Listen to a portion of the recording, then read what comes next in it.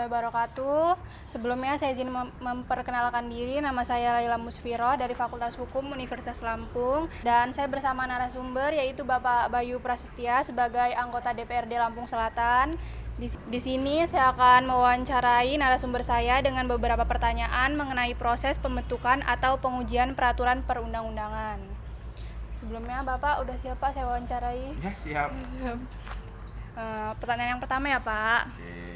Berdasarkan pengalaman Bapak, bagaimana koordinasi antara DPRD dan pemerintah daerah dalam menyusun dan melaksanakan program legislasi daerah? Apakah prosesnya sudah berjalan optimal? Kalau untuk koordinasi antara pihak legislatif dengan eksekutif pasti ada, karena tiap pembahasan perda biasa melalui proses ada suatu proses namanya pembahasan bangku perda. Nah, di bangku perda ini kan pihak legislatif ya, pihak DPR itu biasa duduk bareng nih bersama eksekutif untuk membahas suatu perda yang dimana untuk kebutuhan masyarakat. Jadi pasti selalu ada. Kalau untuk optimal apa enggak ya, saya rasa sudah optimal. Dan yang kedua, bagaimana cara memastikan bahwa naskah akademik yang disusun benar-benar mencerminkan kebutuhan hukum yang objektif, bukan sekedar legitimasi untuk kepentingan politik tertentu? Gimana tuh Pak? Ulangin. Bagaimana cara memastikan bahwa naskah akademik yang disusun benar-benar mencerminkan kebutuhan hukum yang objektif, bukan sekedar legitimasi untuk kepentingan politik tertentu? Caranya pertama pasti kita untuk menyusunnya ya, itu kan pasti diperlukan juga ahli-ahlinya, ahli khusus, tim ahli juga berkoordinasi dengan akademisi, masyarakat. Jadi di mana perda ini dibuat juga tidak hanya sekedar formalitas, tapi emang bisa buat kebutuhan masyarakat, pasti sudah.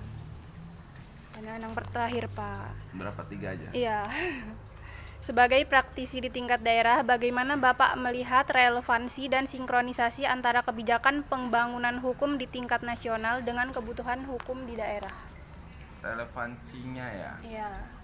Kalau menurut saya sih ya, kalau dari nasional itu kan bersifat umum ya, Iya. bersifat luas lah. Jadi emang dibutuhkan koordinasi, karena ibarat kata untuk nasional tuh ibarat kalau kita ibaratkan kan ibarat baju dia kan besaran. Sementara daerah tuh lebih spesifik lagi nih. Jadi kalau tidak ada koordinasi bisa susah, karena tiap daerah kan berbeda-beda. Tiap daerah berbeda-beda. Untuk nasional sendiri juga tidak bisa serta-merta diambil nih, tidak serta-merta plek-plekan ke daerah gitu loh. Jadi memang harus koordinasi. Jadi dibutuhkan juga untuk melengkapinya dia perda daerahnya sendiri. Tuh. Jadi mana tidak mengorbankan juga nih masyarakat yang ada di daerah, karena daerah kan tahu nih kepentingannya apa, seperti apa. Baik, cukup. Terima kasih Pak. Oke, sama.